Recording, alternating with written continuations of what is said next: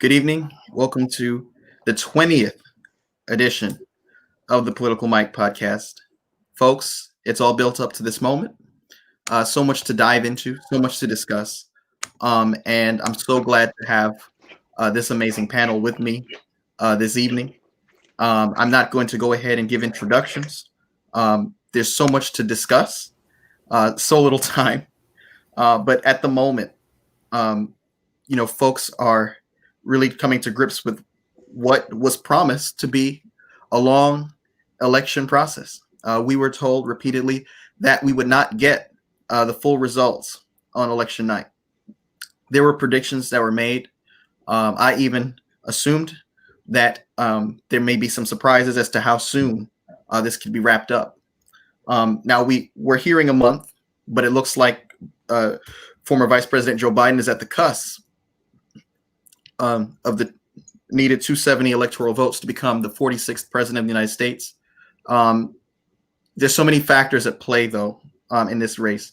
And even though there's a lot of talk about the Democrats being disappointed last night, I think the polls were not off like they were in 2016. The polls consistently in key battleground states, as it pertains to the presidential race, showed that this was going to be a tight race.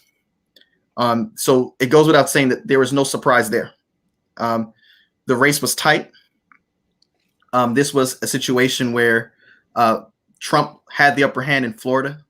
Trump was leading in the polls, even though there was some momentum there. Former President Barack Obama went down there. Kamala Harris made some trips to Florida and Georgia. But we knew that Florida pretty much was going red, at least for me. And the same with Ohio. No Republican candidate has gone on to become the president without winning Ohio. So the big surprises of the night for me centered in the state of Texas and also Georgia and Pennsylvania. Now, think about this. Trump, during the 2:30 a.m. rant he gave, kept referencing to about Texas, but he's supposed to win Texas. He is the Republican president. He is supposed to win Texas. That's not news. But what is news is that in Texas, you have a situation where Trump got 52.3% of the vote, Biden 46.3% of the vote. This was incredible to me. Trump wins 5,836,639 votes. Biden 5,173,289 votes. To me, that's razor thin for the state of Texas, especially. But you still have Georgia that has not been called. North Carolina has not been called. Pennsylvania has not been called. Nevada has not been called. So much to unpack. Trump, within the past couple of hours, has promised. Oh, he actually officially filed a lawsuit in Michigan. Trump supporters have stormed the Democratic counting office. This is a situation where, we kind of saw that roads were leading to this point. And I want to open up the floor with Professor Cook. As it pertains to litigation, what I was thinking about is that in order to bring a suit, you need standing. So we're hearing a lot about the fact that a week before the election, Amy Coney Barrett was confirmed as a 6-3 conservative majority. However, the Supreme Court can't just pick up a case. They need to grant certiorari. In order to have certiorari, in order for the Supreme Court to grant certiorari, there has to be a cause. There has to be a compelling reason. The Supreme Court can't just pick up a case because Trump would wish for this to be in the Supreme Court's jurisdiction, because that would be politicizing the Supreme Court, the institution. But Trump, I don't think, articulated a legitimate cause for there to be an injunction to halt the recount to cause a recount or to stop the vote counts or to stop the votes that have been mailed in. Professor Cook, what are your thoughts? Do you have any predictions about how this will play out in terms of litigation? Ooh, okay. As a really old person here, I will say that, as you pointed out, in order for Mr. Trump's legal strategy to gain any traction, Article 3 courts under the U.S. Constitution, you have to bring a case or controversy to the court. You've got to show some harm, some real harm, not imagined harm. So for him to say at this point, at least, that you have to stop the vote counting because what? Because what's the harm that he suffered? So I don't think he can establish a proper case or controversy. Also, Article 3 courts, as a general proposition, aren't allowed to provide advisory opinions. That's something that state courts can do, not federal courts. So you can't go to federal court and get advice on whether the law is being complied with or not. You got to go to court with actual harm. And unless and until he can show that the procedures followed by any of the various state election officials are inconsistent with that state's law, and that non-compliance. And that would be enough to put him over the top with Nevada and Arizona alone. He would not need the state of Pennsylvania. He would not need the state of North Carolina. He would not need the state of Georgia. I still believe that Georgia will be flipping blue. And I made some predictions in terms of the Senate race that did not come to pass. One of them was in South Carolina with Lindsey Graham and Jamie Harrison. I was surprised at the outcome a little bit in terms of how much of a margin Lindsey Graham won by, because I thought there was a lot of fatigue in that state about Lindsey Graham. And I thought that in terms of just the competition between him and his counterpart, Jimmy Harrison, Lindsey Graham was just blown out of the water on the debate stage. He was outdone in terms of campaigning, in my view. Ariana, do you have any thoughts about any races that surprised you last night, and why? Sorry. Thank you for that question. I'm still surprised about the fact that Georgia will possibly go blue. I knew that Georgia was becoming a purple state, as I'd like to say. I didn't think that they would be this close to becoming a blue state. I know there was a lot of talk about it. Also a lot of talk about Texas also becoming a blue state. But I'm a little concerned with the voter suppression that's going on with Georgia right now. And I know that's a thing that's always, been happening since the beginning of time. However, it's greatly impacting the race right now, because I know that because Georgia's my home, I know that there is, I want to say 100,000 votes that still has not been counted. And that's due to the post office holding them up. And I think that the federal court has already asked for them to release those votes, and release those ballots, and they have not. Don't quote me on 100,000. I think it's between 100 to 300,000. But also it's just, the walk still called the Georgia Dome, and how they had a water leak yesterday, and so they weren't able to count the votes then as well. So it's just confusing, but it's also exciting to know that Georgia might become a blue state, and that they will be for Biden. And Georgia is very interesting, because in Georgia, a lot of folks have wrote me and said, hey, you've been off with your prediction about Georgia. You've been off with your prediction about North Carolina. Look, the mail-in ballot votes have not been counted. Georgia has Trump at 50%, Biden at 48.8%. That's too thin for us to conclude that the race is completed, especially when the mail-in ballots have not been counted. When you're looking at these races, you have to look at the fact that when you have a situation where both candidates are very, very tightly running against each other in terms of vote tally, and no winner has been declared, and the mail-in ballots have not been counted, you can't conclude that because one is in the lead that person has won the state. We saw last night that Trump was leading in the state of Michigan. About 9 o'clock last night, 10 p.m., Trump was leading, and John James looked like he was breaking away from the Michigan senator, the current incumbent, Michigan's Democratic senator. That story is not the case anymore. And it hasn't been a full 24 hours yet. Christian, when we last talked in the last episode, you indicated, we'll have to wait and see. We knew that. But have there been any surprises for you in terms of how this race has gone? Now, the narrative is now that Democrats have not had a good night. People are expecting a repudiation of Donald Trump. The Republicans have gained House seats, even though they're still in the minority in the House. It looks like they're going to remain in control in the Senate, even though in the state of Georgia, like Ariana pointed out, that's an interesting state, because Warnock and Loeffler are going to be in a runoff. Not only that, But John Ossoff and David Perdue's race that's not over. And any surprises on your end in how this race went? Are you surprised that Republicans had not as bad as a night as folks were predicting?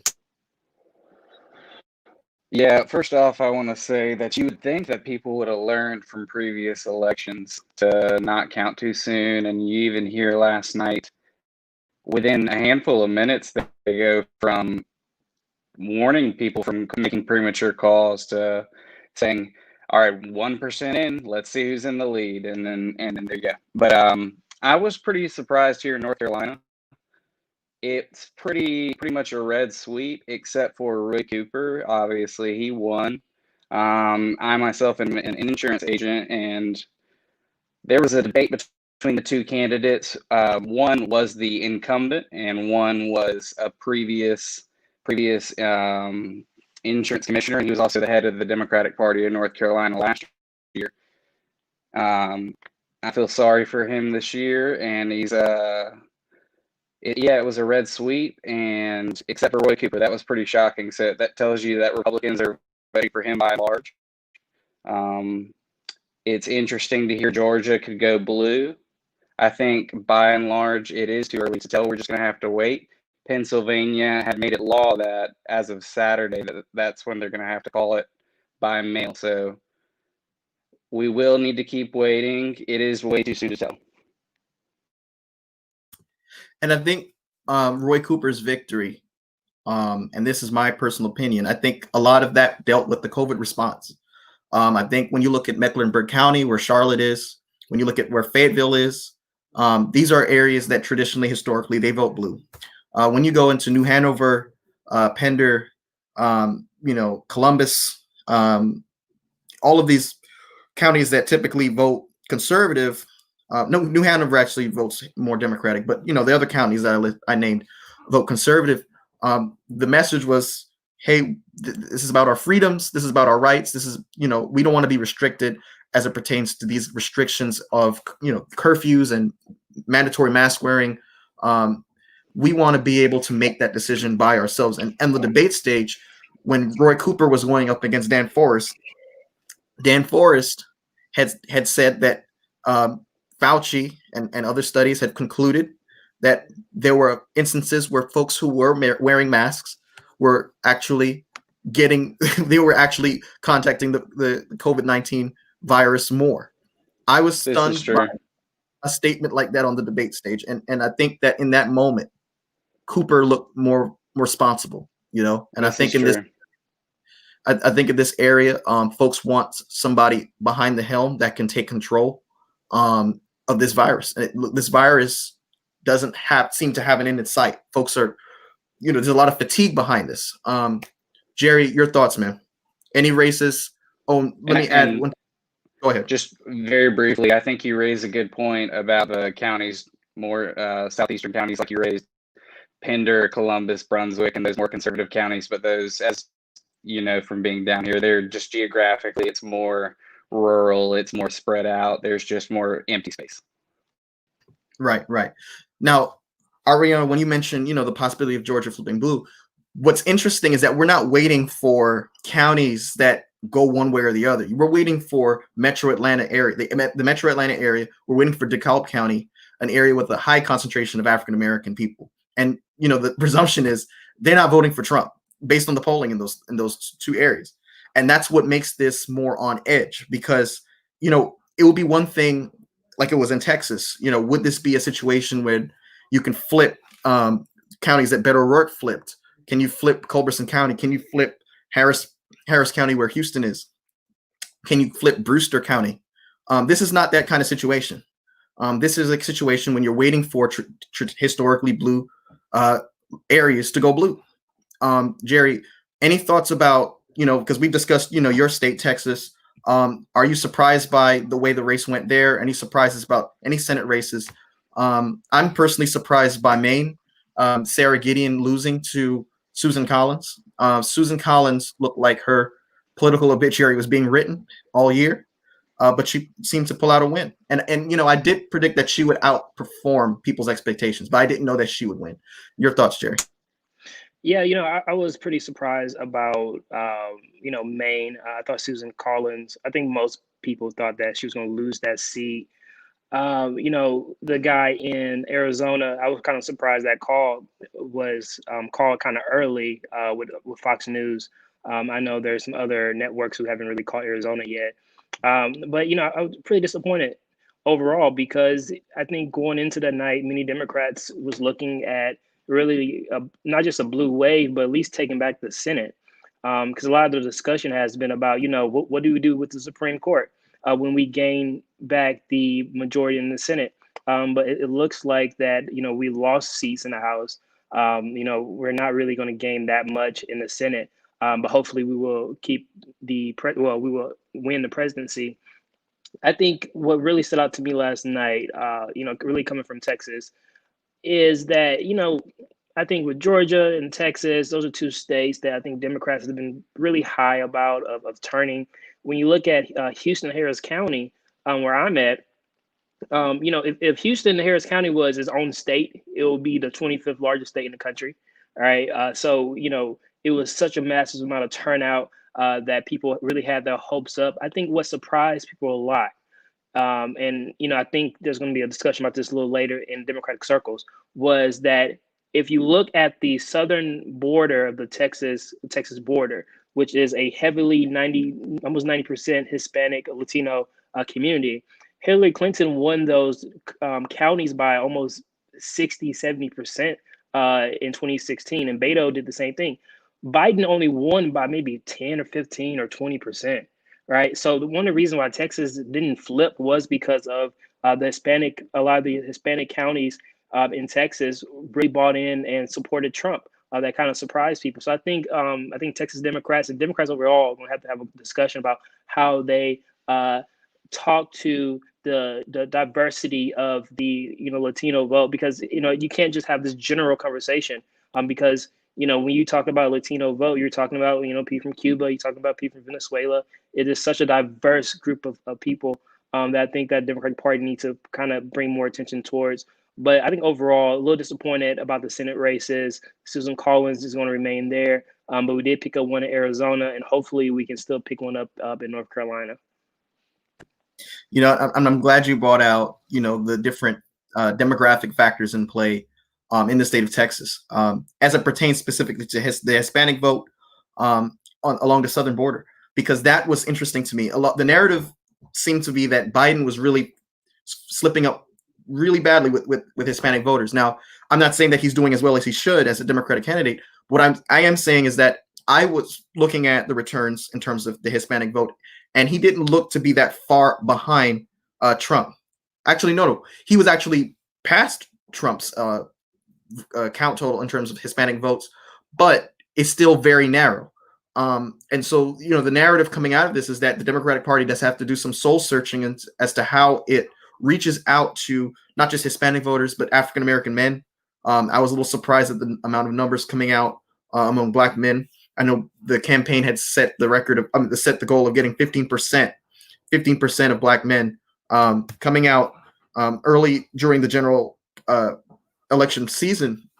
But what's interesting too is that Biden as a candidate did outperform in a lot of the counties. When you're going into the state of Michigan, when you're going into the state of Wisconsin, counties like Madison County, counties that Clinton was supposed to win or was assumed to win and lost, he seems to be outperforming what Clinton did. And during a segment where they were going, breaking down the numbers county by county on CNN, John King was asked, are there any areas where Biden is underperforming? And his answer was brief. He said no.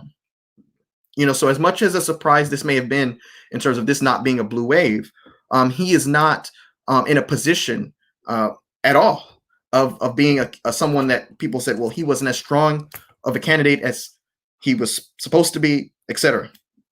Emlyn, do you have any thoughts on Colorado, on Ohio, your state, and how this turned out? I know a lot of folks had already assumed Ohio to go red. I myself already assumed Ohio to go red with Florida. But during the Obama years, Obama was able to get Ohio twice consecutively. Your thoughts on that? Yeah, so I definitely saw that you had Ohio going red, and I was an optimist. I really thought that maybe we could bring back the swing state. Um, I was very disappointed. I will say I think it's for a number of reasons. There's been a trend of Ohio is becoming whiter as a whole, as a population.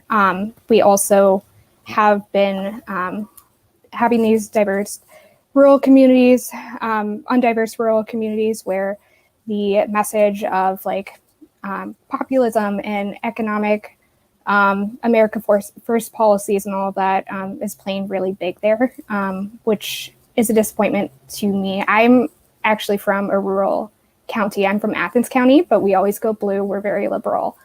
And I guess more so, I was just disappointed, especially in kind of the turnout and support, especially in kind of those Ohio Rust Belt areas. So like Youngstown flipped back to Trump support, which was disappointing to me. And despite having huge turnout, Cuyahoga County, so Cleveland, only had about 4,000 more votes than Hillary had in 2016. So, and I know as well that there was kind of struggles in like the Toledo area.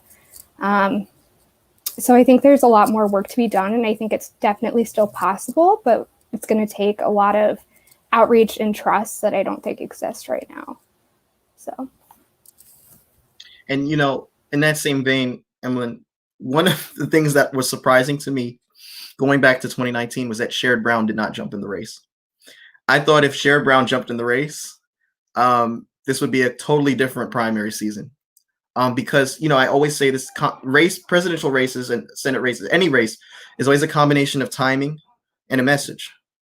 And I think in this case, the message is heavily focused on the Rust Belt, heavily focused on union issues, heavily focused on maintaining that blue wall coalition, and also maintaining that African-American support that Democrats have supported, that have enjoyed historically for so long.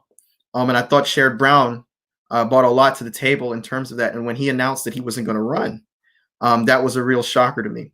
And I'm always going to wonder as to whether or not there was a conversation between Senator Brown and former Vice President Biden. Anthony, give me your thoughts, man, on how this race is turning out. Now, a lot of folks have said, look, this is going to take a month. It looks like we're at the cusp of having a projected winner now, and it's only the day after. Do you think that we're in a situation where this is going to be drawn out, especially with Trump kicking so much dust in the air and already formally filing a lawsuit in Michigan, alleging, I don't even know what he's alleging. I think it's pertaining to lack of access to the ballot. I don't know what that means because not all of the votes have been counted officially. Remember, each state has to certify the vote count, and this is nothing new. Every presidential election winner, what we see on the TV are just projections. That's the thing people forget. All we see are projections. The projections are based on the vote counts as they are. And, you know, I gave this kind of analogy to a friend of mine over the phone who was stressing and going, you know, gnashing teeth. And I said, look, it's like if you have 10 votes in a state and one of the two candidates wins 7, you don't have to entertain or count the remaining 4 votes because the overwhelming majority went one way of registered voters in that state. And so I think these projections are based on that count. Do you think that the rate that we're going now, Biden at 253, I believe, 253, Trump at 213, we can have a winner by this weekend at least? Probably definitely by this weekend, I would say. But I think let's step back for a second, right, and think about why we're even having this conversation, right? Because last year at this time we already had a presumptive presidential nominee. Presumptive presidential elect, right? Not last year, last cycle this time. And if we think about what's happening, it's really the early vote, right, and the ballots that have been mailed in, right? In a lot of places, they didn't start counting those until the polls closed yesterday. And that presents a whole nother opportunity of, we have these millions of ballots, right? But we can't look at them until after the polls have physically closed, right? And so, and even if once you break that down, right, we got over 100 million, I think it was 100.7 that NBC News reported, 100.7 million people voted by mail-in ballots and vote by mail, right? When you think about that in comparison to how many people even turned out in 2016, 135 million people turned out in 2016. So you're approaching that same level of turnout just by people who mailed in their ballots, not including the people who went and, like me, casted their vote yesterday. So there's a whole dynamic that we have to be cognizant of, especially amidst a pandemic where folks were afraid to go and cast their ballots in person.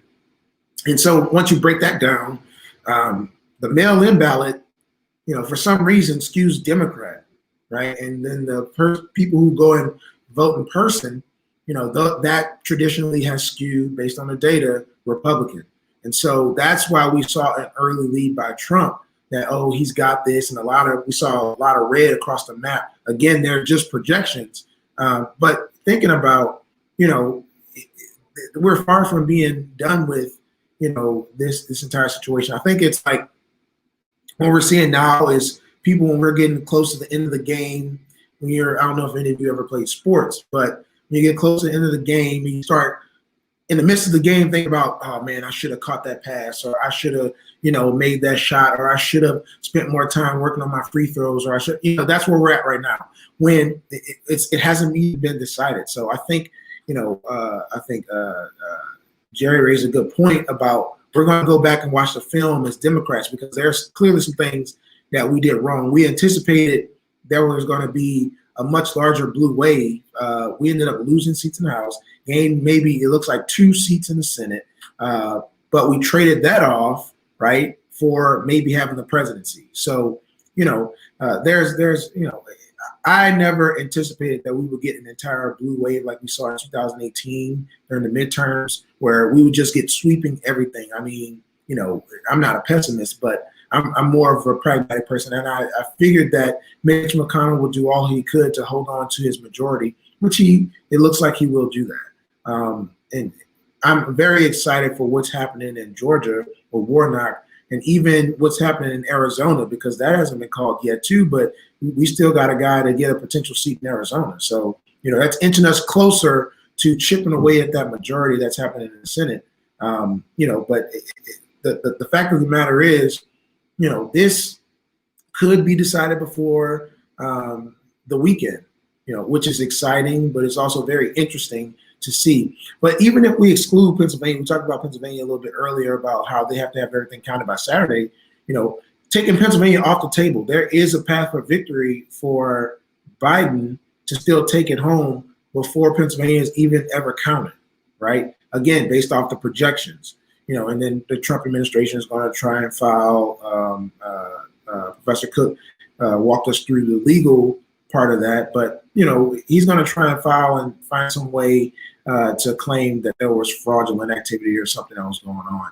The real thing that's going to be an issue moving forward is, once we have a president-elect, how is that transition going to be? What is the distribution of media that's going to happen? Is it going to be I was talking to somebody earlier, and they were talking about, is it going to be a matter of Trump says, I'm just going to stay in the White House? Well, then what do you do in that situation? And how do we really reconcile as a country? I think, it's not a real surprise to the people that's on this line, but we have been reminded just how racist this country is, just how much they do not care about the lives of, most of the people that are on this call, and that's including women, and that's including, people of color and Black people specifically, right? When you think about how we expected much more from the electorate and from people turning out, but we just haven't seen that in terms of the results that we've seen projected. But I'm going to stop there so someone else can jump in. I really appreciated, your focus in Pennsylvania a little bit, because a lot of folks have said, look, Pennsylvania, you colored it in blue and it looks red. again, folks, the mail-in votes have not been counted. And in Pennsylvania, the outstanding mail-in votes, to your point, Anthony, heavily skew Democratic, and they chip into Trump's lead. These are just facts. These are facts. Look it up for yourself. Biden has more than a 3-to-1 advantage in terms of mail-in ballots. Biden 78% in terms of mail-in ballots. Trump 22%, and that's around the area like Philadelphia, Erie, Pennsylvania, folks. I mean, areas that Democrats really honed in on in this race, especially because Biden tried to portray this as a Scranton versus Park Avenue election. Jaquan, do you think that message resonated not just in Pennsylvania but across the board when you're looking at it? And I know there's some disappointing Senate races. Alabama, that to me I already knew that was going Republican. Tommy Tuberville was not a Roy Moore, and as good as a man that Doug Jones was, and I think he was one of the, if not the finest senator Alabama has had. You just knew that it's still Alabama, so there wasn't much surprise there. But do you have any surprises in terms of how this race has unfolded? And do you think that message of Scranton versus Park Avenue has resonated? I'm not really sure about that message. I didn't really hear much about that. But what did surprise me was the Tom Tillis and Cal Cunningham race, only because of the message. Like, I live in North Carolina now, and when I saw the ads where he was talking about the text messages and things like that, it was kind of funny to me how that message could be used against him, but Donald Trump could do the same thing and the message wasn't used against him. That was disappointing to me because I really wanted Cal Cunningham to win. I didn't expect really for it to be this big blue wave that everybody thought. I mean, polls, they disappointed us in 2016. So it really wasn't a shock to me that they were a little bit off again this time. And even, I wouldn't even say off because they were all to me in the marginal error. So it really wasn't a shock when it came down to that either. And you raised an important point with the text messaging thing. Someone had sent me a message and said, look, Cal Cunningham shot himself in the foot. And I responded, that may be the case, but the injury wasn't as bad as people anticipated, because it's still a very close race. The fact that we are not able to call that Tom Tillis has been reelected in a traditionally Republican state of North Carolina says a lot about Cal Cunningham's chances. Now Tom Tillis is in the lead, and he very well might run away with it.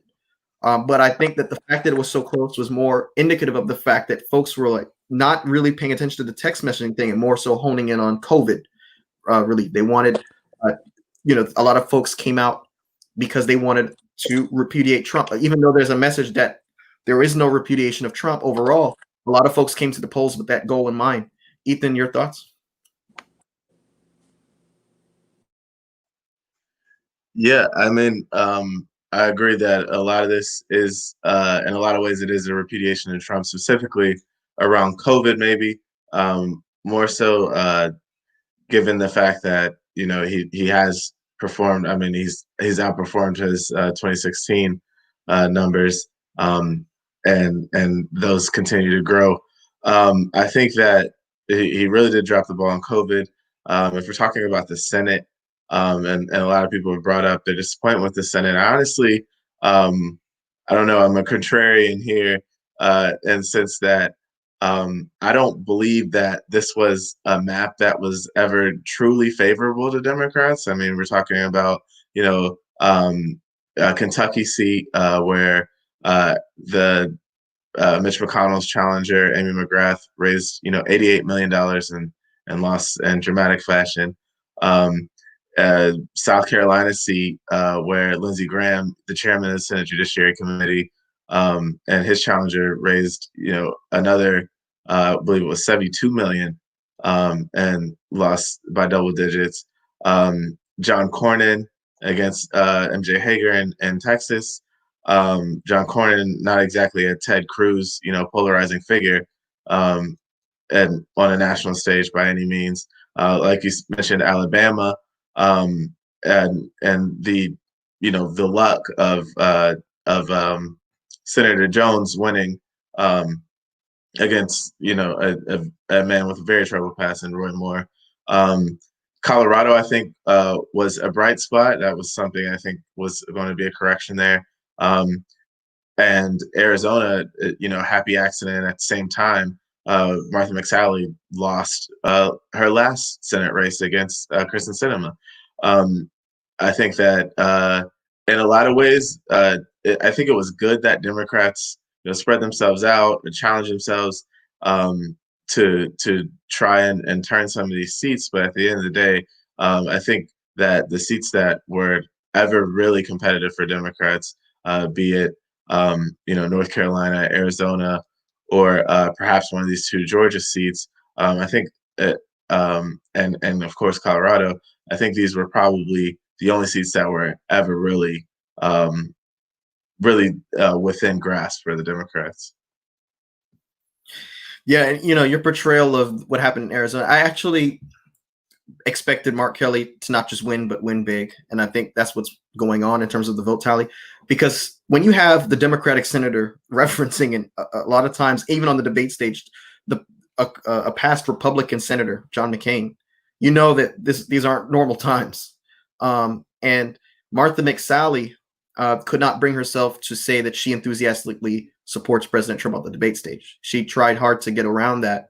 And I thought that was indicative of her understanding what the temperature is in Arizona as it pertains to support of Trump. Now, Arizona historically is a Republican state. In '96, it was a big shocker when Bill Clinton picked up Arizona, but yet again, that was a landslide win against Bob Dole. Nate, my surprise for the night, Nate, was that the Hispanic vote came out so strong for Trump in Florida.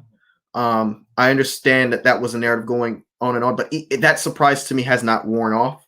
I couldn't just accept that as just a political fact because I wanted to know why, what kind of underlying factors. And I know Florida is a diverse state because you don't just have Hispanics, you have Haitians, Haitian Americans, Caribbean Americans, and depending on the county that you're in Florida, whether you're in the Panhandle or whether you're more close to Miami-Dade or Orlando, you're going to get a different feel. And a lot of folks feel like based on the area they live in, if I see a lot of Trump signs, I feel like the election is going Trump's way. But if I'm living in a Democratic city with a lot of minority residents, I feel like Biden's got it in the bag. Your thoughts as to how this happened in terms of Florida? I know some folks were surprised. I wasn't surprised. I kind of conceded that. Even though there was a surge, a last day push, reports indicate that the Democrats kind of saw the writing on the wall there. What are your thoughts? I'm not so surprised by the way in which the Hispanic vote broke for Trump. It was mentioned earlier, but the Hispanic vote in this country has never been a monolith. The Hispanics in Florida, who tend to be Cuban and Venezuelan, do not vote like their counterparts in New Mexico and Arizona, who tend to be more Mexican, or they don't vote like their counterparts in New York and New Jersey, who tend to be Puerto Rican and Dominican.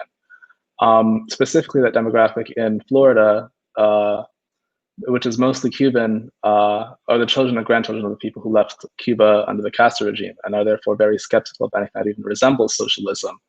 And the Trump campaign spent a lot of money, a lot of time and energy running Spanish language ads decrying Biden's agenda as socialism. Now, a lot of prominent voices within the party, especially prominent Hispanic voices like Alexandria Ocasio-Cortez, had been warning Biden for months that there was a significant shortcoming among the Latino vote, especially in the state of Florida. And that underperformance also meant losing 2 House seats in the greater Miami area, which were 2 House seats that were very hard fought in the 2018 midterms, the seat won by Debbie Mercosur-Powell and the seat won by Donna Shalala. The big surprise for me, though, Senate-wise, outside of Biden's massive underperformance in Miami-Dade, which Hillary Clinton won by 30 points, Biden's only going to win there by around 10. The big surprise for me was outside of the Montana Senate race was a big surprise for me because polling had it, basically tied. Every poll except for one outlier had it within 2 points either way. But it went for the incumbent Republican Senator Steve Daines by about 7. Even though Bullock is quite popular in the state, seeing that kind of margin was very shocking to me. Also, the Maine race was very surprising to me. I know Susan Collins has been around for a while. There's a reason she's always either 1 or 2 Republicans representing New England. she's got her own brand within the state. So I always knew it was going to be close. Sarah Gideon was never able to actually carve out a lead larger than 4 or 5 points in the polls. So we always knew it was going to be close, but I did not anticipate this kind of underperformance from the Gideon campaign, especially with the treasure trove of money that they were able to spend. Now, personally, Georgia is a pleasant surprise for me. Presidentially speaking, I'm very excited about Reverend Warnock advancing to a runoff. I know it's too early to tell with Ossoff, although he's a bit down. But if Georgia is able to flip on the presidential side, the National Party needs to send Stacey Abrams a gift basket and a blank check for her campaign in 2022, because without the fanfare that a lot of other Democrats have received, Stacey Abrams sat down after a losing campaign and did the work in order to deliver a traditionally red state into the Democratic column. That's a good point, because someone was saying, do you think someone asked me, I'm sorry, do you think Kamala Harris really did anything to win the state of Georgia or win any kind of state for the Democrats? And my answer was no. I think she was necessary to be on the ticket because there's a lot of folks crying out for a Black woman on the ticket, and I think there would have been backfire, and we would have heard the end of it even after the 2020 election. But as it pertains to Georgia, Stacey Abrams is responsible if this goes in that direction.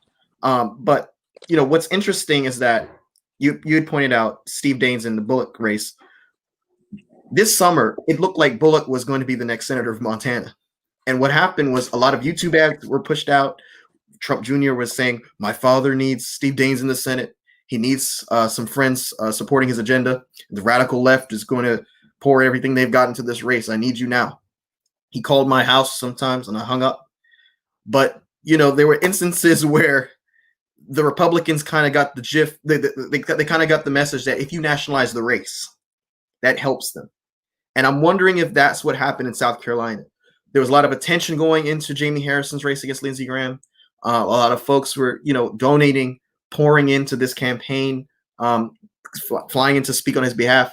And I'm wondering if that hurt him in the long run. Christian, your thoughts? Do you think that in this case, the Republicans capitalized on historically nationalized races going their way? Sure, I certainly think that could have been, and I think especially in South Carolina,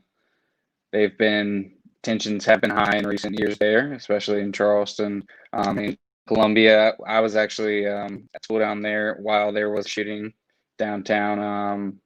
If you guys remember the Uber, it kind of shifted all of Uber's perspective of asking for who your name is before you get in the car. But I definitely think that could be the case. Also, I'd like to say just an earlier point or two that were made real quick.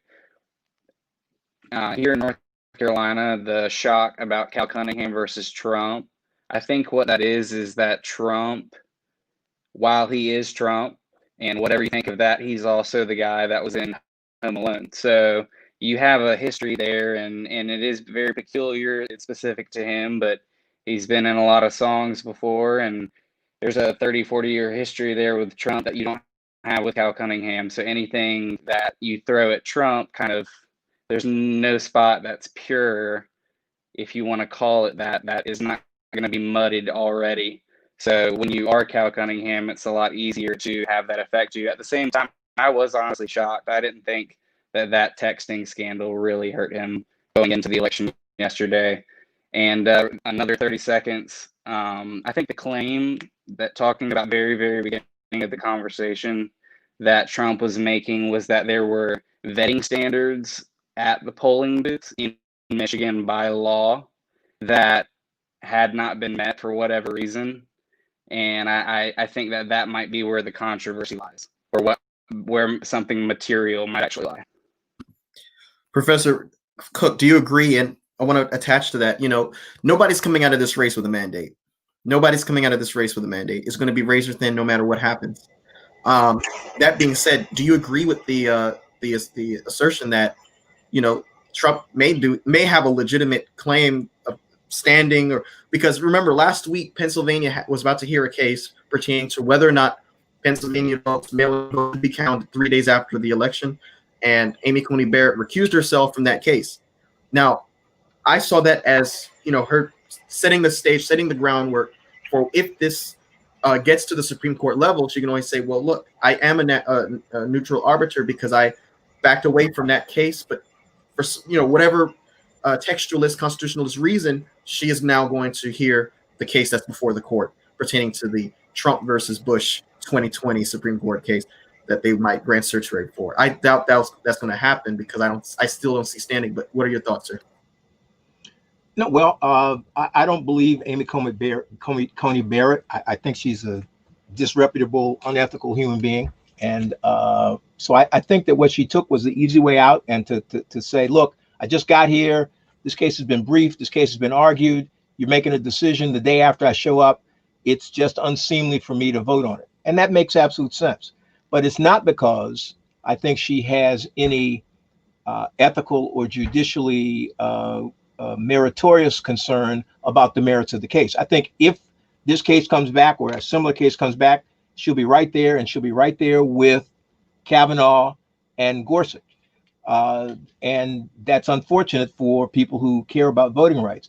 But the relative good news is that that case really was about Pennsylvania doing something different than what the literal language of the statute allowed to accommodate COVID-19 realities.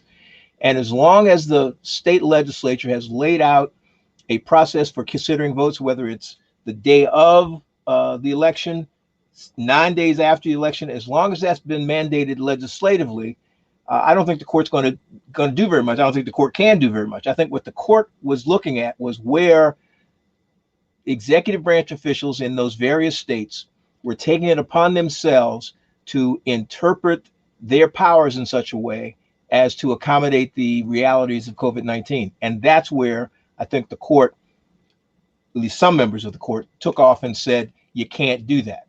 Now, you can argue that round or flat, but that's, I think, their only opening. I think if you're literally doing what the statute allows, then I think they're done. Now, what makes every presidential election and the transition period afterwards such a conclusory and successful process is that there's a concession speech. There's no law that says there has to be a concession speech. And my curiosity is pertaining to how this plays out after the votes have been counted, after the mail-in votes are in, after we're probably, at least halfway through the month of November. And it's already well known that based on what we're seeing in terms of the electoral count, Biden looks like he's going to be the 46th president of the United States, but Trump refuses to concede. How this plays out in the long run, I want to leave this on the floor. Anyone can jump in and tackle this. Let me do this. Having been through transitions, part of at a very low level of presidential transitions in my career, presidential concession speeches typically happen when there's some public consensus as to who the winner is. This happens typically long before the official vote tallies are in, long before the Electoral College votes. Donald John Trump, I do not believe, has enough personal integrity to make that concession speech. He is not going to acknowledge his defeat because he has a psychosis that says being a loser is closer to death than he wants to get, or something like that. So I'm not really looking forward to a concession speech for him. I think he may be a big enough ass not to even show up for the inauguration. And that's okay, because there's really nothing for the former president to do at the inauguration anyway. The more difficult thing that really, from my experience, is going to be difficult is the transition. The time you spend from the election day, roughly in November, until January 20th, making the transition from one president to the next president, from all those executive agencies and the 1,000,009 details that have to happen. I will tell you that people in the Obama administration, the most recent one, who still have some contact to some degree with their former agencies or departments, will tell you that there is so little that's gone on in the last 4 years in those agencies and departments that there's almost nothing to transition, because these jackasses didn't do their jobs. So the transition is going to be especially difficult when you don't have the leader, Donald John Trump, directing his subordinates to be cooperative, to be collaborative, to try to actually make a transition. And then on top of that, even the ones who might want to be reasonable human beings, they have been such poor stewards of their agencies that they really can't transition to anything because nothing really has happened in terms of day-to-day administration. They've been a mostly reactive group of individuals. So the transition is going to be difficult, not impossible, but it's going to be difficult. And you're not going to see the kind of spirit of peaceful transition from one administration to another, whether it's from one party to another party, the same party. This bunch of people are mean-spirited people and largely incompetent, which is sort of fortunate for us because had they been more competent, we'd be in a bigger world of hurt than we're in. And so it's going to be a problem. And having been involved in a couple of them, and like I said, at a very low level, having been involved in them, I know there's just tons and tons of work that these guys are just not up to doing. Christian? Hey, I'd like to go a completely different route with that. So, what I would love to see is a situation that whoever wins the administrative office of the president, we continue to see as a visionary and as, I hope what happened in the last 4 years doesn't happen again, no matter who it is. I will be the biggest supporter of whoever wins, and that's truly just the way it needs to be. It is. I don't think that we need to go through the type of gridlock. Although gridlock it has its advantages, I don't think that what we've seen at a personal level is healthy, and it's, I think, an opportunity to just do better. So here's the thing. Trump really, I think, made history last night, not for the right reasons, because he called the election a fraud while it's ongoing. And he did so without any kind of substantial or tangible claim or standing about why there's a fraud. Chris Christie, who's an ABC correspondent, said that was a mistake. He said he should have waited for there to be something. So now if there is some kind of articulable argument he can make, he's undercut his own argument by coming out so early against it. That at the same time, look at the culture and an environment that's going on. If there is a President Joe Biden, which it looks like it's going to be, you're going to have a huge part of the electorate. A lot of them are going to feel like, for whatever reason, based on what the president is saying, this election was stolen. Stolen, even though this was an election not like Bush versus Gore, when there was an injunction to halt vote counts or anything, but because the more votes were counted, the more it went against what the outcome was that they had wanted. And it looks like the Senate's going to remain in Republican hands. Are we headed for a situation where Joe Biden will be trying his best to ensure that he can get legislation passed, ensure that he's going to be the president for all Americans, like he repeatedly says, even today in his statement, his latest statement? Are we going to head towards an environment where no matter what Joe Biden does, people just don't want to work with him? Folks don't want to see him as a legitimate president. I'm going to open up. Well, it's like you alluded to earlier. Concessions don't have any legal bearing. For example, Stacey Abrams still hasn't conceded the gubernatorial race 2 years ago, but she knows she's not governor of Georgia. She didn't try to move into the executive mansion in last January. And we also know that, from what we know and have seen of the Trump administration, we also know that Trump is not a man that day-to-day inspires great personal loyalty. And we know that because with the Bush White House, there are people there who will still never speak of their time in the White House. But there is a revolving door between the Trump White House and the HarperCollins publishing office. So I could see some higher placed Republicans not backing him in his attempt to kind of hold on. And the reason I'm saying that is because of the behavior that we're seeing from high profile Republicans that aren't fully affiliated with the Trump campaign. Trump has sent all of his surrogates to Pennsylvania to make a bunch of noise Meanwhile, Mitch McConnell is saying it's too early to say Trump has won. Ben Shapiro is saying it's too early to say Trump has won.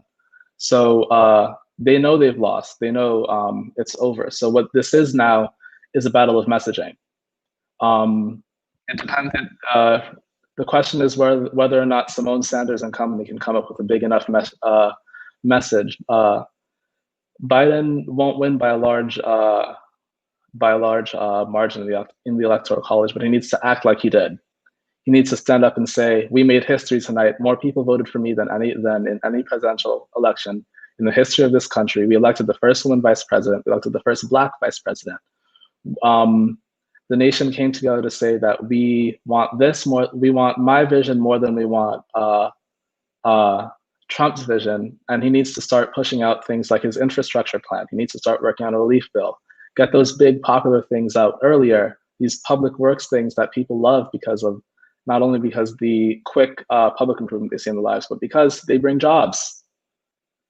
Because when people talk about the economy, they really mean the employment market. Because the economy can be great, but is it really that great if people have to work 2 minimum wage jobs in order to make ends meet? But when you tell people, I'm going to give you a job to make your children's lives better, to make your community look prettier, what does it mean? It means they're going to support you. And you raised an important point, because Biden even surpassed the number of votes that President Obama received. Biden set a record with 69,498,516 votes. I'm sorry, he surpassed that record. And that record was set in 2008. A very historic moment, very historic turnout. And so what you're seeing is that, people are wondering whether or not the Democrats overplayed their hand. I think that they overplayed their hand in terms of what they anticipated for electoral outcomes. I don't think they overplayed their hand in terms of how much momentum and enthusiasm they have in terms of voter turnout. And of course, this is an electoral college system. So popular vote doesn't always translate into victories, And so, the House gains that Republicans have seen, it looks like the Senate is remaining Republican. That, to me, doesn't really discount the level of enthusiasm that was still in place. But, to your point, Nate, in terms of messaging, Adam Kinzinger, a congressman from Illinois, who I always suspected, since the Obama administration had presidential aspirations, along with Mitch McConnell and even Vice President Mike Pence, all came out and said the votes have not been all counted. You can't declare victory. They didn't outright repudiate what Trump had said 2:30 in the morning, but each of them came out, and I thought that was interesting. They came out and put out these public statements.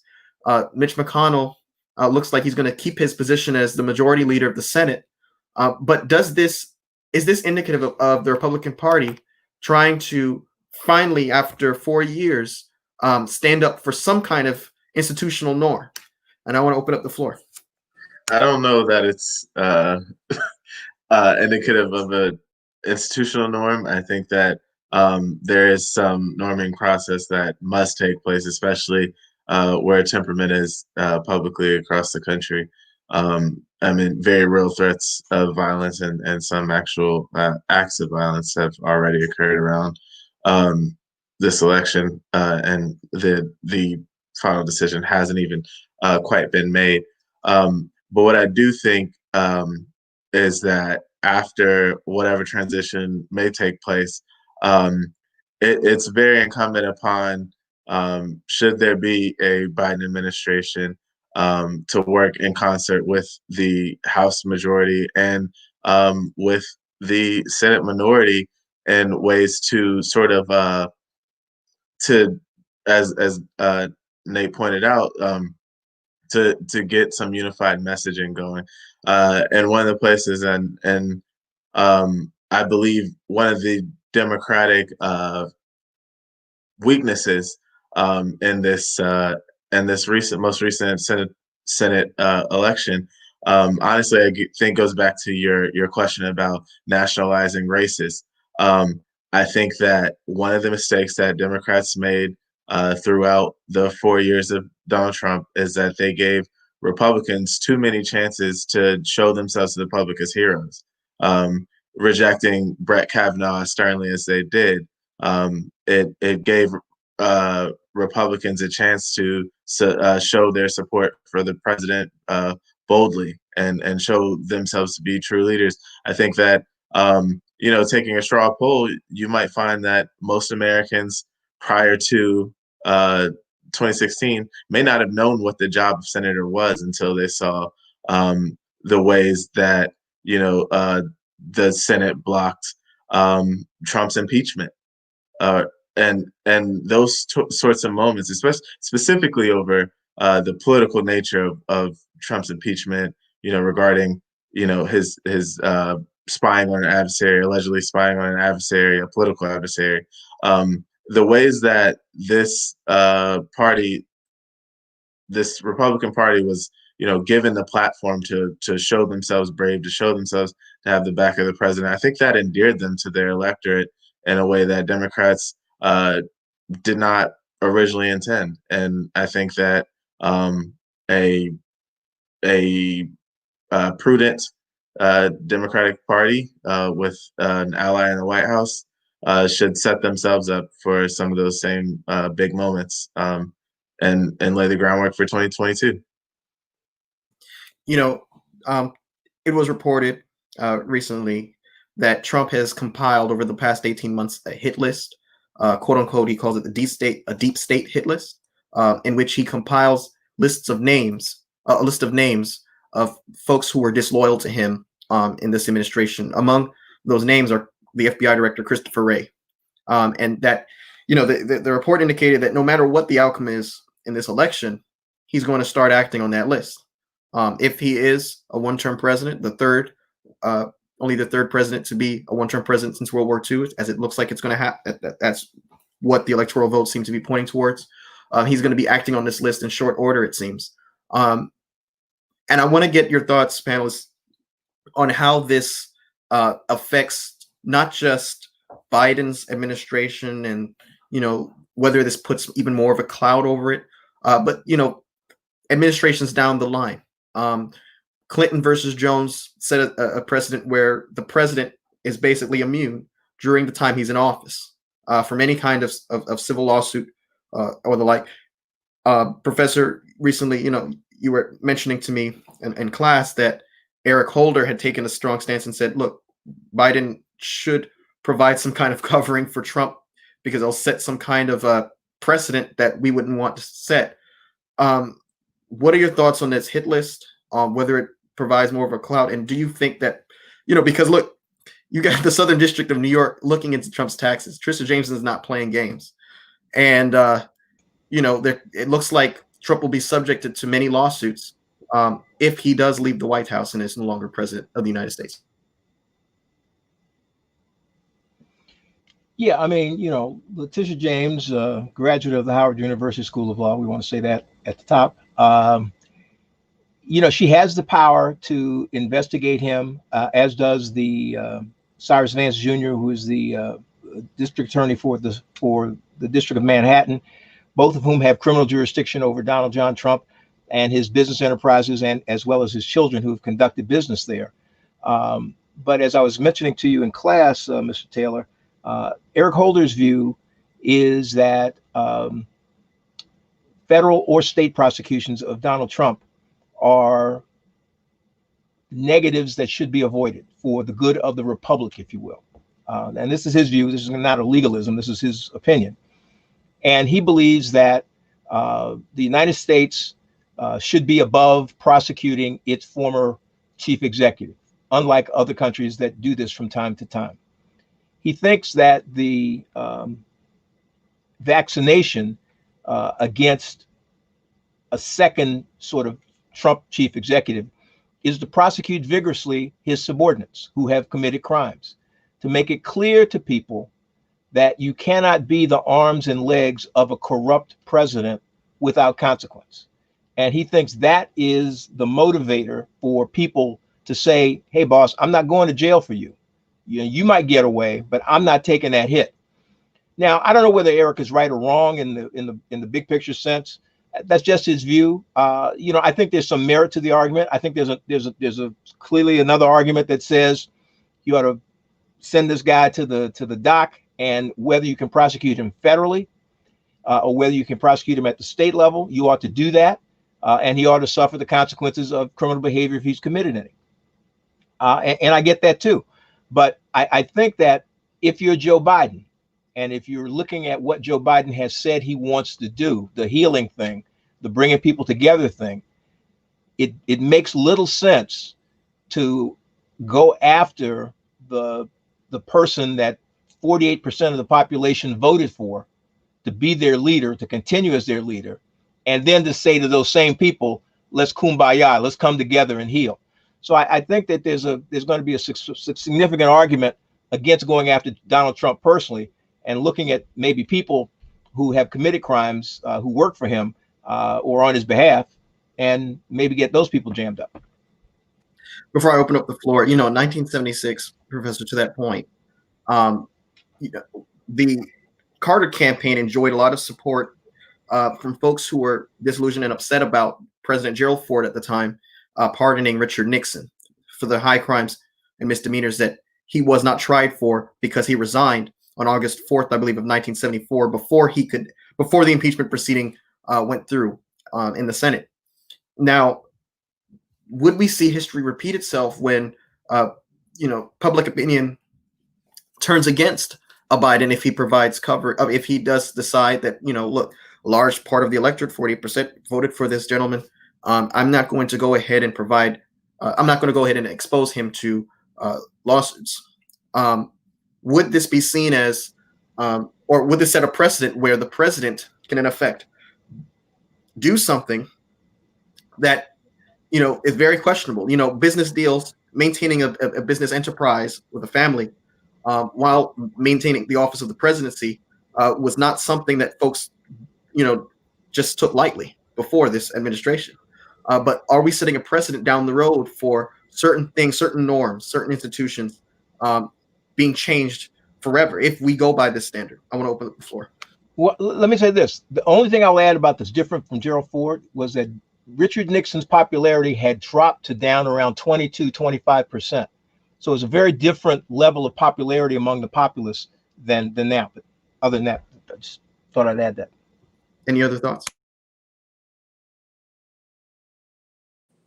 Well, I think that Donald Trump runs, I'm not gonna say he runs off of this, but he says that he wants law and order. So I feel like he needs to be held to the law. I mean, it's that simple. I don't think I think it's that simple. He's for law and order, so he needs to go ahead and follow his rules that he set and that he wants to campaign on.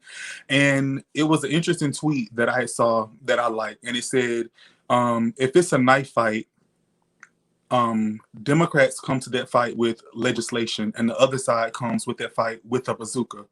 And I feel like that, and I really like that, because it really said that it seems like Democrats always are trying to play the nice guy and trying to be the calm one. And I just feel like I feel like it would backfire on Joe Biden if he didn't do that. And I also feel like that the history that Joe Biden has, especially with the Black community, with the crime bill and Kamala Harris being a prosecutor and things like that, I feel like that wouldn't sit well with people, that somebody could break the law and yet you would let them get away with it. So I think that would backfire on him. Any other? I'm going to jump quick. I think all the points you made, Jaquan, are very founded and very, very thoughtful. I want to play devil's advocate for a second and say it wouldn't be good for Joe Biden to then pursue legal action against Trump. And I'm going to side with Professor Cook, because if you think about the mission of what he set out to do, which is restore the soul of this country, right? Where actively there's almost half the people in this country who didn't vote for you, right? If you're thinking like Joe Biden, who didn't vote for you, right?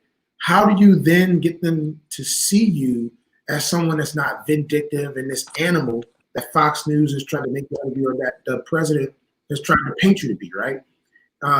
And I want to say that he needs to, go high on this, right? And take a page from Michelle Obama, go high when Trump has been going low this entire time. because you can't.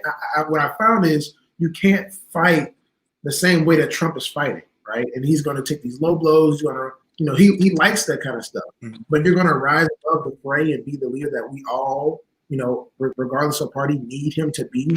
It has to be, you know, Trump can't, Biden, if he wins, can't spend all of his time in legal battles against Trump. You know, that's not a forward-facing president. That's not the visionary that we need him to be. So, you know, does Trump need to be held accountable? Absolutely. Is Joe Biden the one to, should he have that at the top of his priorities? I don't think so, because we're still navigating, you know, social and civic unrest. We're still navigating economic downturn and high unemployment, and people are literally still dying from this virus, right? You know, we need somebody who's experienced in leadership to take the reins and not turn this into, I got, you know, I'm in now, I'm going to do everything to discredit the guy before me, because that's a Trump move. But Biden isn't Trump, you know what I mean? And that's not his brand of politics. And if he tries to do that, I think it's going to backfire on him. But more so, it's going to, you know, further create that divide that we're seeing, that people, you know, that didn't turn out for Biden. That's going to further exacerbate that divide. And then in the midterms, we're going to see a resurgence of people saying, you know, I didn't like Biden. I don't like what he's doing with this wild goose chase, using the same thing that they used in terms of rhetoric for impeachment. They're going to, you know, they're really going to double down and say, what I'm anticipating is that they're going to double down and say, see, you know, they tried to impeach this guy, and these crooked Democrats, you know, didn't get it across the line, so he must not have been guilty, and now they're going to try legal stuff after he's out of office. You know what I mean? That's the narrative that they're going to spin, and it's going to only, you know, hurt Joe Biden's plan to actually move the country in the direction. But I know other people have thoughts as well. Before I want to get to Jaquan real quick to respond, but I want to just pinpoint here. When Trump had said on the debate stage with Clinton that he was going to investigate her, I think that was more of a political move, because here he's saying he's going to use the Justice Department to actively take a role to go against his political opponent. But what I'm asking is, like, not for Biden to use the Justice Department if there's an Attorney General Doug Jones in a Biden administration to pursue you know, Trump, but just letting the chips fall where they may, you know, allowing Trump to suffer the consequences of the lawsuits that are already in motion, rather than providing a covering for it. And I think that's the difference for it. And I think that's more analogous to Nixon, because in this case, you have a president who had a suit against him. And all Gerald Ford did was say, look, I'm going to go ahead and provide this pardon to former President Nixon, because the long national nightmare is over, as he said. You know, we got to turn the page and we've got to move on. Jaquan? Well, I do agree with that. I'm not saying like have it on the top of your list, or I'm not even saying even be in on it, but just allow it to just fall however it may fall. I would be okay with that. I feel like Democrats always go high when everybody else is go low. And I feel like the Democratic Party, especially young Democrats, are tired of that, because we don't benefit from always going high when they go low. I feel like a lot of people in the party kind of want to see Democrats match the other side where they're at. And I don't feel like that's being petty or not looking forward. But I also feel like if you're looking forward and if you want to unite the country, that doesn't mean forget about or try to save the last president because you want to unify the country. And I just feel like you just can't say, like, he can't say like, I want to unify the country, but I'm gonna just let him just get away with this and save him from it. I'm not saying have it at the top of your list, but you know, just let it fall wherever it may fall. If I can add something to it, I think there's a time and a place for everything.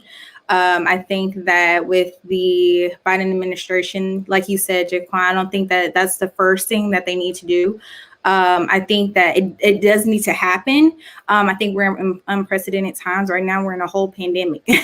So there's a lot of legislation that needs to be created to be able to help the citizens. And I think the Democrats, their focus is always on the citizens. They're always the citizens of the United States, whereas, that may not be the Republican focus. And so I think that it's important to, yes, hold him accountable for his actions, but also to pay attention to what's going on in the world and how that's affecting us right now. I think that when the Democrats, they go high, when the Republicans go low, I think they do that for reasons in which for reasons in which we have to, because Republicans, as we know, when Republicans are in office, everything is kind of allowed. Everything kind of passes through, as you know. I like to always bring up how, the Chase ship and like all of the drugs that were able to pass through, under the Republican Party. So it's like we have more to deal with, because whenever there's a Republican in office and then, it goes into a Democratic office, there's always that fixing of things. Now we have to restore back to order. Now we have to everything that, we could possibly go into a recession. And so we have to fix that. So I think that, yes, it's important that we do hold Donald Trump accountable, but now is not the time. When Biden's in office, that's not the time to be able to do it right then there within his first 4 years. Now, if he decides to do it within the next 4 years, I totally agree. But I think right now we need Christian, to get out I think of you this had some pandemic. thoughts on this.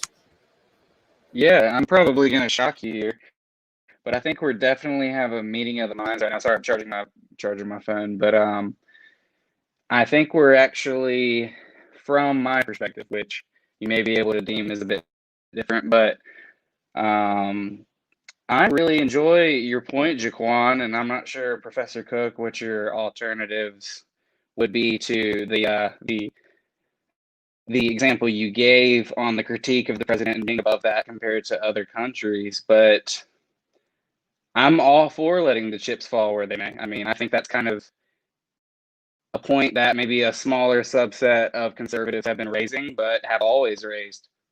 And it really is that simple. I agree with that. But it's never all let the chips fall where they may.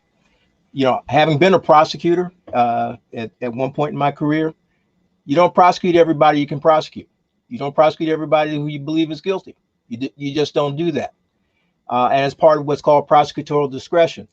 Mr. Mitchell sounded like he was reciting the speech of Lloyd Cannon from last Sunday's Fargo episode. When people believe you are a certain ilk and you have to get down in the mud with them to punish them for treating you that way, you have become what they said you were. Okay. And so part of this is part of the differences philosophically between so-called Republicans and so-called Democrats is how are you going to conduct yourself? And it can't literally be tit for every tat. It just can't. And it never has. It's not on the playground. It's not in school. It's not in real life. I have represented and prosecuted some significant criminals in my life. And I have let significant criminals go because it was better than prosecuting that criminal for the big picture of prosecution. So yeah, you could say it's not fair, but ain't nothing about this world we live in fair. So take fair out of the equation. If you're looking for fair, you're in trouble. It's as some people, one of the speeches during in the aftermath of George Floyd is that America needs to be very happy that Black people are looking for justice instead of retribution. Okay.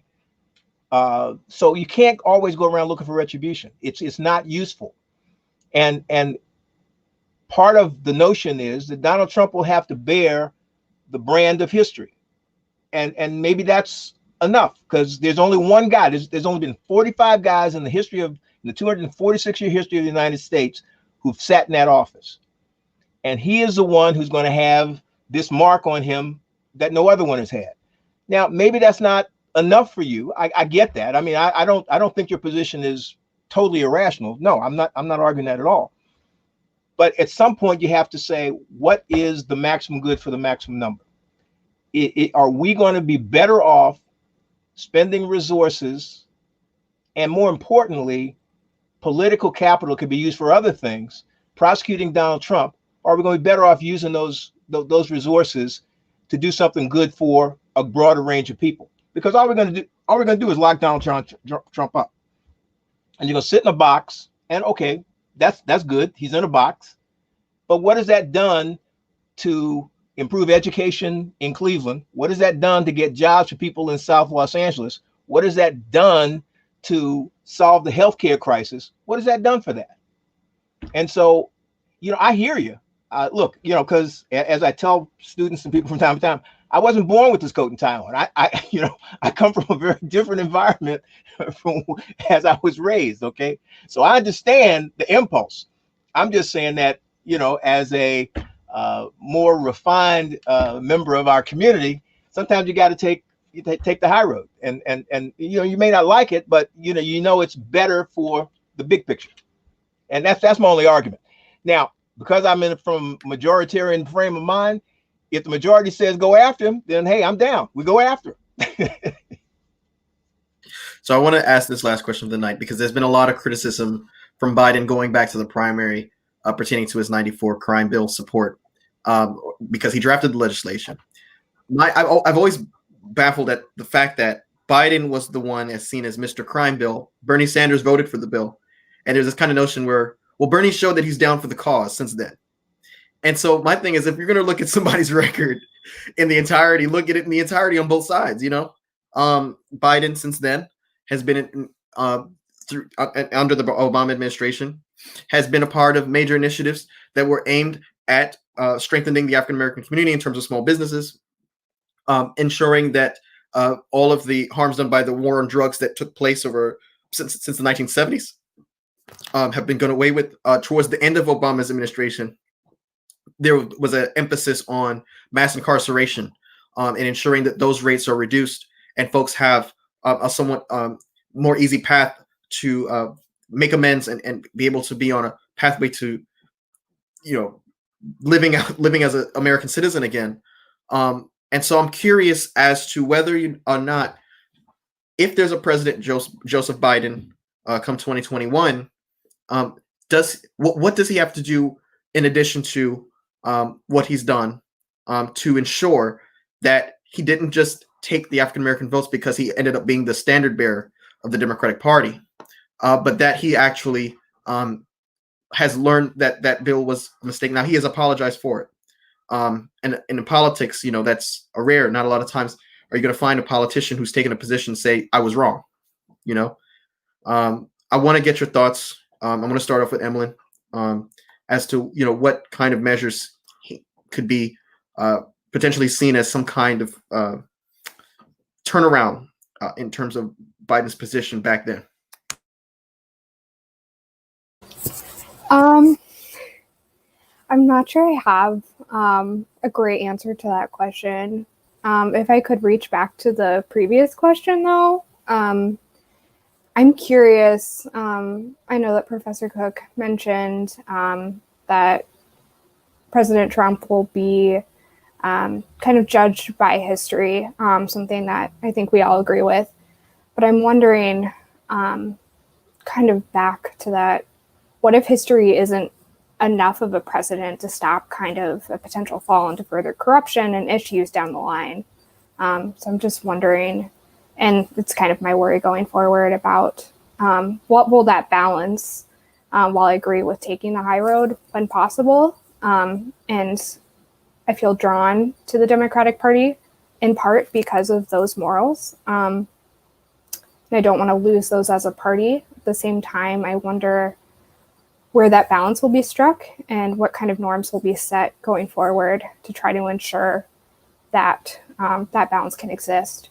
But back to Biden. I agree. I think, first of all, it's like a hard comparison, I think, in general, comparing Bernie to Biden. The two are so different. And I think that the dialogue around the two maybe unfair as far as judging the history, as Mike mentioned. I do think that the apology, again, Mike pointed out, is rare, is helpful, but I would be curious to know what others think about that particular issue. I think that President Biden honestly has a rare opportunity, and I'm going to try to blend a little bit of what was discussed in the last question. In some respects, President Trump might have actually set President Biden up to do some real advancement for people of color. We have something of a metric as far as this is the rhetoric that you use as President of the United States to explain to African Americans how you've repaired the country to respond to their issues of discrimination. President Trump has talked about lowered Black unemployment rates. He's talked about his First Step Act. He's talked about funding for HBCUs, things that he did at a very surface level.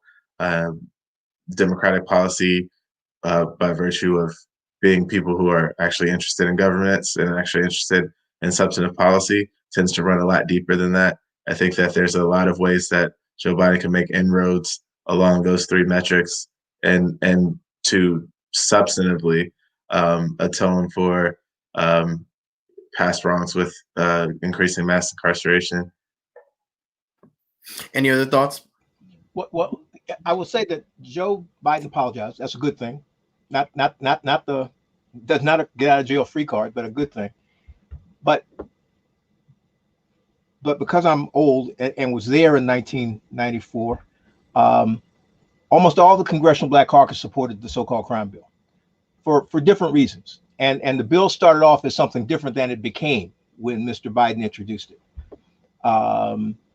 And it was a difficult time in the country's history with respect to criminal behavior across the board. But I think Ethan is correct that what Biden can do to sort of put that further behind him is to focus on those kinds of things that have a meaningful difference in the lives of Black folk, people of color, poor people in this country. Now, Mr. Trump has done a lot of talk about what he's done. A lot of it is superficial, because the fact of the matter is Barack Obama increased funding for historically Black colleges and universities by 60% when he was president. So this whole idea that he didn't do anything is untrue. Now, could he have done more? Yeah, I agree with that. But it's not nothing. And what Mr. Trump did in terms of funding HBCUs is a recurrent thing that was already in the works when he showed up. Now, he could have stopped it, and he didn't, and that's a good thing. But the idea that he's taking credit for being this vindicator of the concerns of Black folk is just really hollow. But I think Joe Biden can move those kinds of things and more forward. And I think that does begin to make a difference in the lives of regular folks who wind up jammed up in the criminal justice system. And the whole country, however, is moving away from incarceration, because the one we figured out is too expensive, and it's better to figure out a way to treat people than to incarcerate them. So I think Ethan's right that's the path forward, or a path forward for Joe Biden. Sure, yeah.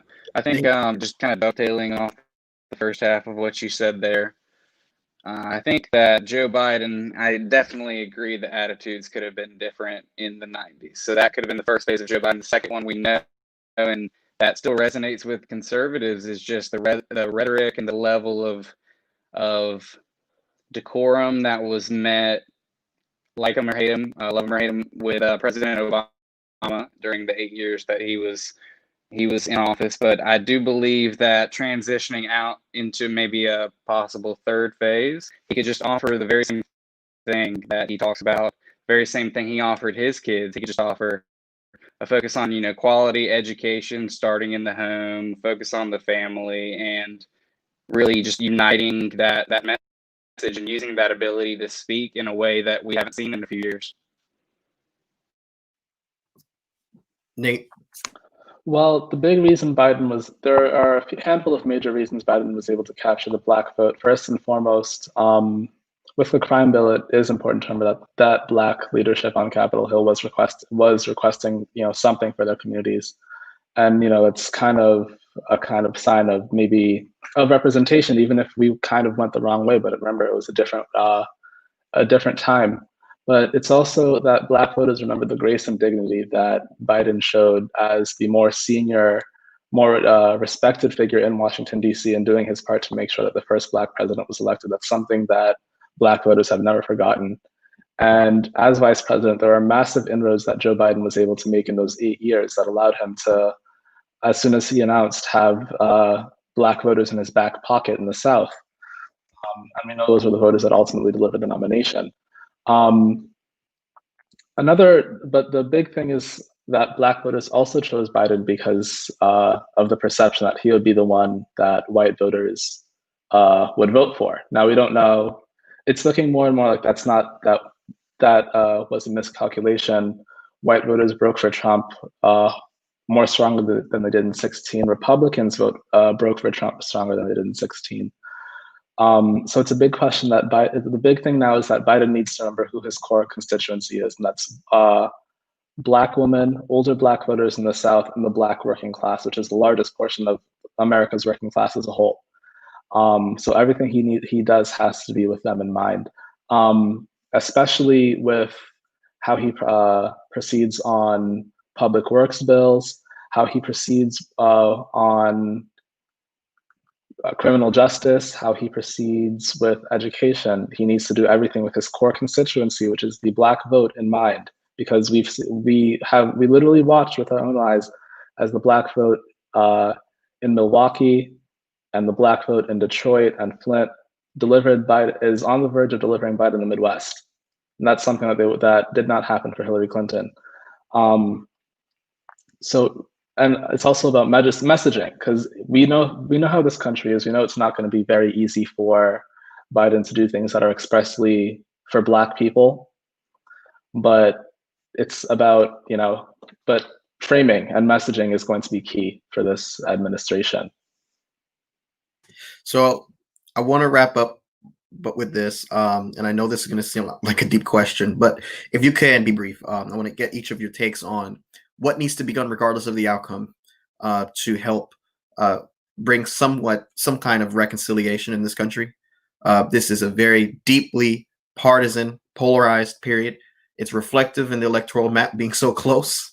By this time, I think, Anthony, you had pointed it out 4 years ago, Donald Trump, the shock was, it was still in the atmosphere. It didn't settle in, but we knew that he was going to be the 45th president.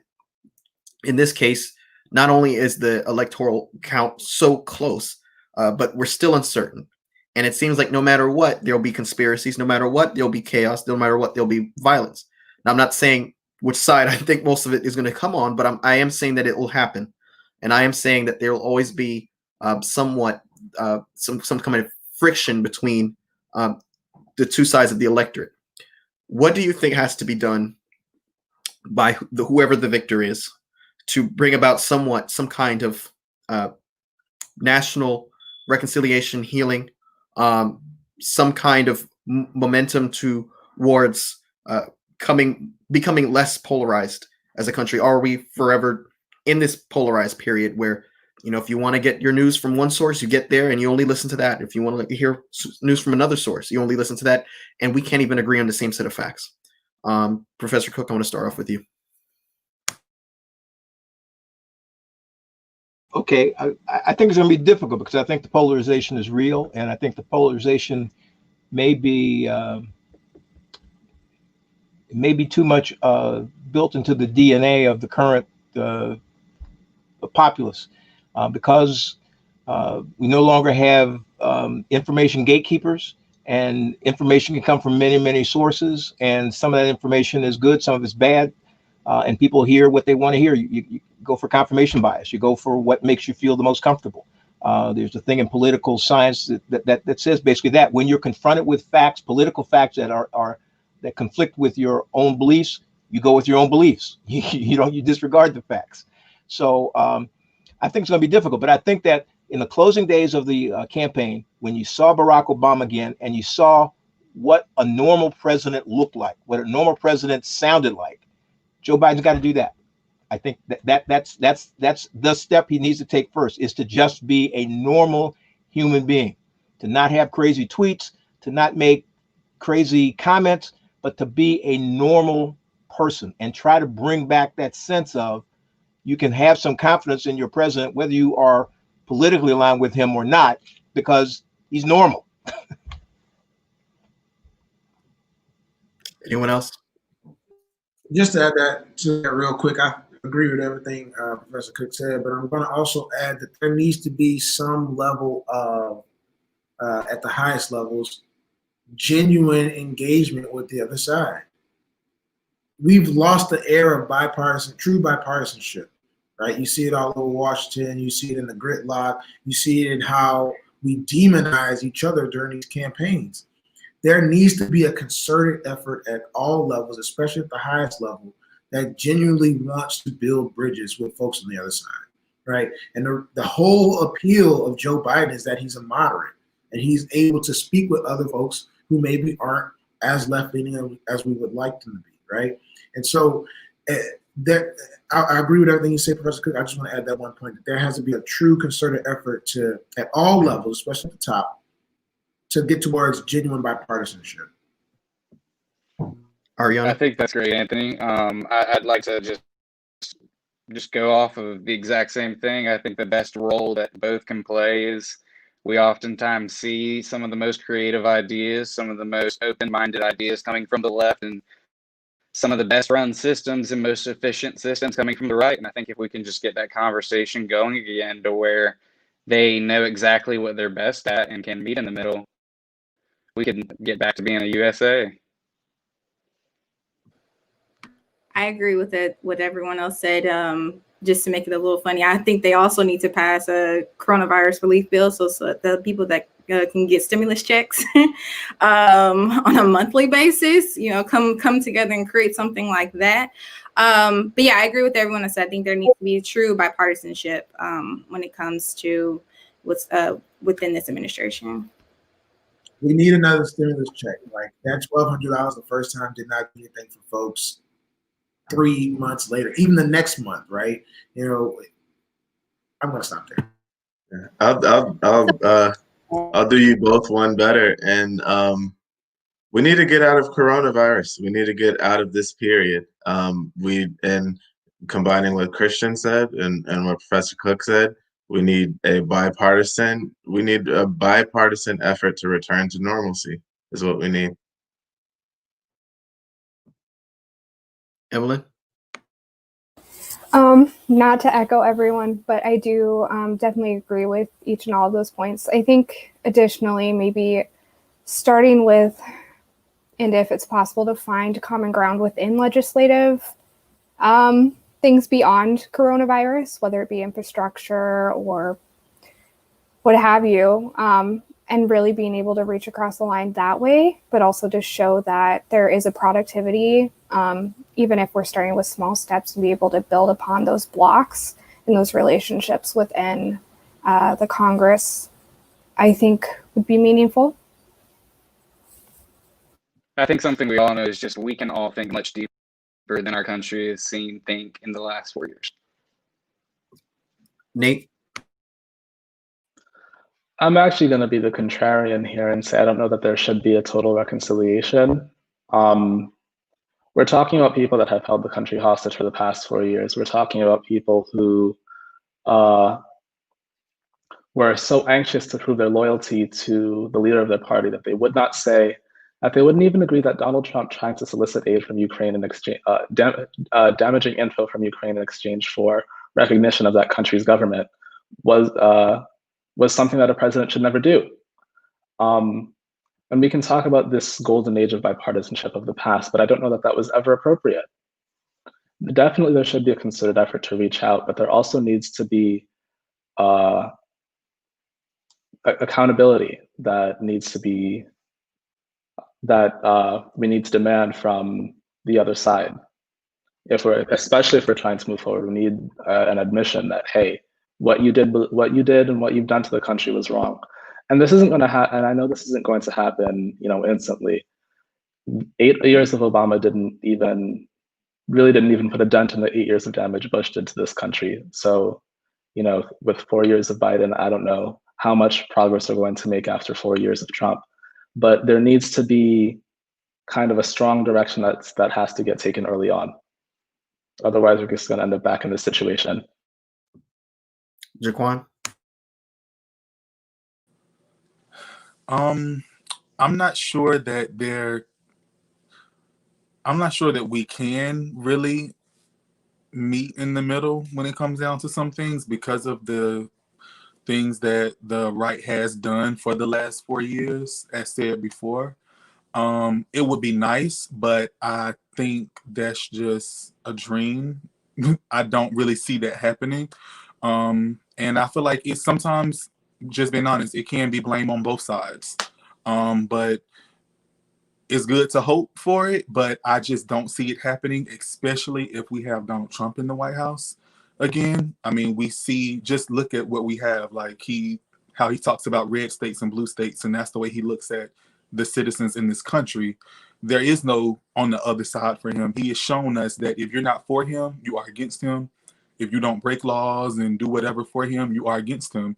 So I really don't see us coming together if it is 4 more years of him.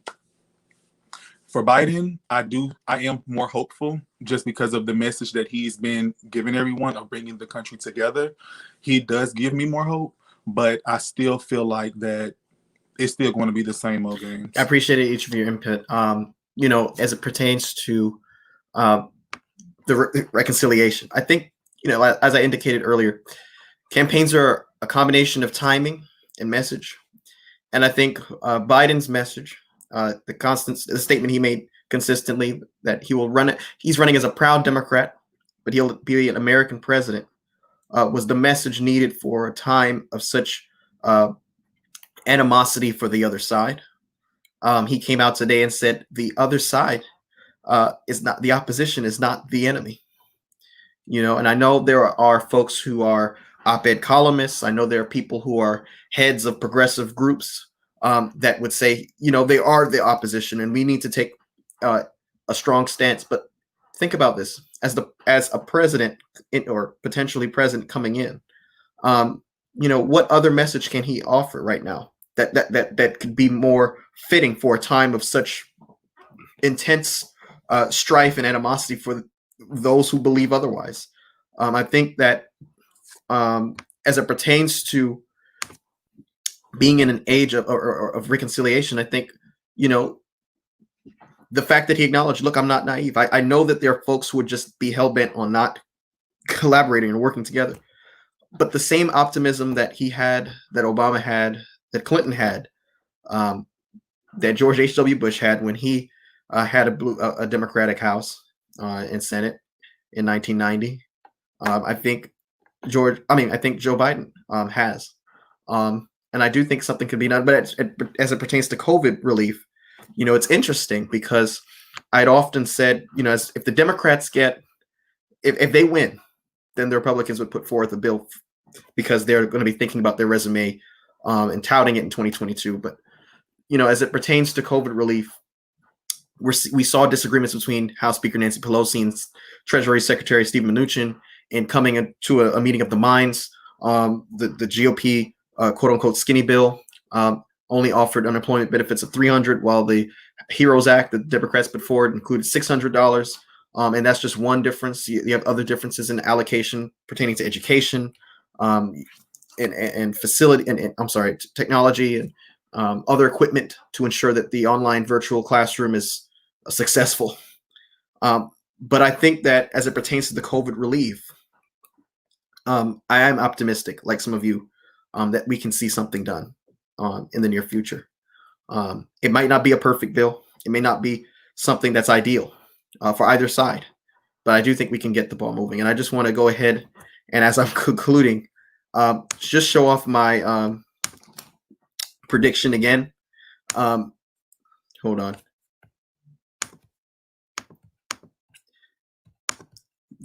well, I'm just going to go ahead and forget that. I'm going.